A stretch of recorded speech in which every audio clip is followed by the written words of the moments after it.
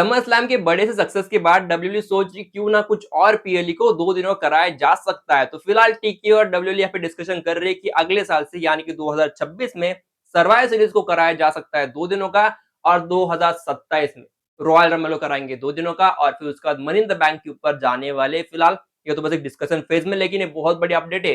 शायद से हमें अगले साल से 2 दिनों के पीएलई बढ़ते हुए दिखाई दे सकते हैं अगर वो सक्सेसफुल रहते हैं तो। बढ़ते दोस्तों आज की वीडियो में आगे तो बात कर ले CM Punk, Roman rings, Seth Rollins and LA night की क्या खबर है कल के रॉ के शो के बाद। तो क्या इनके बीच में हुआ है आफ्टर द रॉ, क्या ये लड़े थे और क्या कुछ कहानी रही थी, ये बात करेंगे। लेकिन उससे पहले बात कर ले दोस्तों कुछ और बातें, यानी कैरन क्रॉस की बातें। तो बात कुछ ऐसी, कैरन क्रॉस का कॉन्ट्रैक्ट इस महीने में खत्म होने वाला, लेकिन अभी महीना भी नहीं बाकी, अभी बस हफ्ता ही बाकी, यानी कि इसी हफ्ते में बंदे कॉन्ट्रैक्ट हो रहा है खत्म। और अभी तक कुछ भी अपडेट नहीं कॉन्ट्रैक्ट के बारे में, क्या इस कॉन्ट्रैक्ट कब रिन्यू करने वाले भी है या नहीं।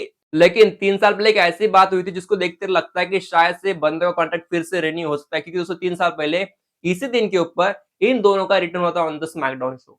तो क्या होगा अगर ये तीनों स्मैकडाउन के ऊपर आ रहे होंगे, क्योंकि सामने चैप्टर तो हो चुका है क्लोज, तो शायद से बंदे स्मैकडाउन के ऊपर आ सकते हैं, यानी कि शायद डब्ल्यू सीक्रेटली इनका कॉन्ट्रैक्ट फिर से रिन्यू कर सकती है, जिसकी खबर हमें शायद पता नहीं चले। क्योंकि देखिए रिसेंटली R-Truth का जो लफड़ा हुआ था वो तो बहुत बड़ा हो गया था, तो शायद से डब्ल्यूडब्ल्यूई ऐसा करा भी सकती है। चलो अभी बात कर लेते हैं ब्रॉक लेसनर के बारे में। तो देखिए डब्ल्यू ने एक वीडियो डाली थी उनकी रिटर्न की, तो उस रिटर्न की वीडियो को डब्ल्यू लगभग 75 की लाइक आ चुकी है और लगभग 7000 डिसलाइक आ चुके हैं। तो जो यहाँ पे दिखा रहा हूं मैं वो है कि लगभग सारे लोग खुश है ब्रॉक लेसनर के रिटर्न के बाद। जरूर वहां पे कुछ कंट्रोवर्सी हुई थी उसके रिटर्न के बारे में, क्यों बंदे को लाया गया, इसका जो केस चल रहा था उसके बारे में। तो रिपोर्ट ये भी बताती कि जो इनका केस था ना, वो केस में बंदे को ज्यादा इन्वॉल्वमेंट था नहीं, या फिर उनका जो इन्वॉल्वमेंट का बात करो तो शायद से वो इनोसेंट हो सकते हैं, ऐसी कहानी बताई। शायद से डब्ल्यू ने 4 हफ्तों पहले ये सारी कुछ कहानी बना के रखी थी, और 4 हफ्तों पहले डिस्कशन हो चुके थे बंदे को हम रिटर्न लाएंगे। ठीक है, तो शायद डब्ल्यूडब्ल्यूई भाई एक कंपनी है, डेफिनेटली ये बात ध्यान रखना, कंपनी है डब्ल्यूडब्ल्यूई, तो ये जानती है लॉ क्या रहते हैं, तो लॉ को कैसे संभालना। तो शायद से डब्ल्यूडब्ल्यूई लीगल जो अड़चन है उसको भाई थोड़ा बेहतरीन स्टडी करने के बाद ही बंदे का रिटर्न किया होगा। तो आई गेस ज्यादा दिक्कत यहाँ पे होंगी नहीं, तो वही फिलहाल बता रहा हूँ। और एक और चीज है, बंदे के रिटर्न का डब्ल्यू ने 3 मर्च निकाले, 3 मर्च, और तीनों मर्च फिलहाल टॉप सेलिंग में, तीनों के दिन, चाहे उसका टी शर्ट हो या फिर बीस्ट के रिटर्न की बात हो या फिर एक और टी शर्ट जिसका नाम दोस्तों लोगो वाला टी शर्ट हो, ये तीनों की तीनों टी शर्ट फिलहाल ऑन द टॉप सेल के ऊपर दिखा रहे ऑन द वेबसाइट। बंदे की रिटर्न लोगों को तो बहुत पसंद आया, वैसे की बातें कर लूं। आगे बढ़ते हैं दोस्तों, बात कर ले मेरी आज की आखिरी खबर, जो कि CM Punk, Roman rings, Seth and LA Knight से जुड़ी हुई, मतलब दो चारों का एक सर करेंगे, क्या कुछ कहानी है। तो फिलहाल दोस्तों बात करूं यहाँ पे, तो आते हैं पहले सीएम पंक, तो आते हैं हम पहले बिफोर रॉ। बिफोर रॉ क्या हुआ, बंदे ने अपनी फोटो डाल दी अपने जूतों की, और बंदे ने कहा at least I have my shoes. तो बंदे ने कहा है, मतलब रोमन को उन्होंने चिढ़ा दिया है कि भाई कम से कम मेरे पास मेरे जूते तो है ना। तो ऐसा बंदे ने चिढ़ा लिया रोमन को। और फिर रॉ के बाद जो हमने देखा भाई, रॉ में जो बसर हुई थी, तो रॉ होने के बाद, ऑफ एयर होने के बाद, यहाँ पे 2-3 वीडियो आए जो कि बता रहे थे कि Roman rings, LA Knight, CM Punk झगड़ रहे। वैसे सीएम पंक और एले नाइट चल रहे, सीएम पंक रोमन चल रही, रोमन एंड एले नाइट नहीं चल रहे थे, ठीक है, इनका झगड़ा नहीं चल रहा था। तो फिलहाल कहानी ऐसी बताती, शायद से एले नाइट और सीएम पंक ये दोनों को भाई सेथ को कुटना तो हुई।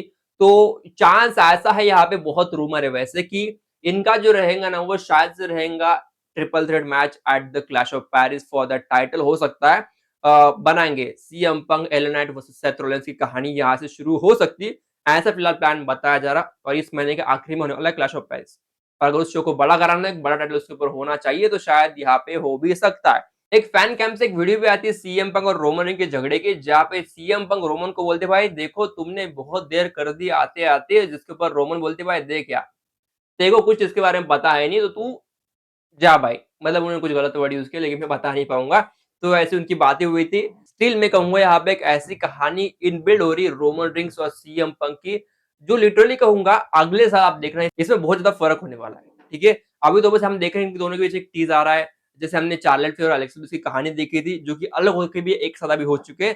तो इनका भी अभी वही चल रहा है, अलग है लेकिन फिर भी चैलेंज इनको एक ही, सेथ रॉलिंस। तो वही कहानी फिलहाल बता रहा हूँ।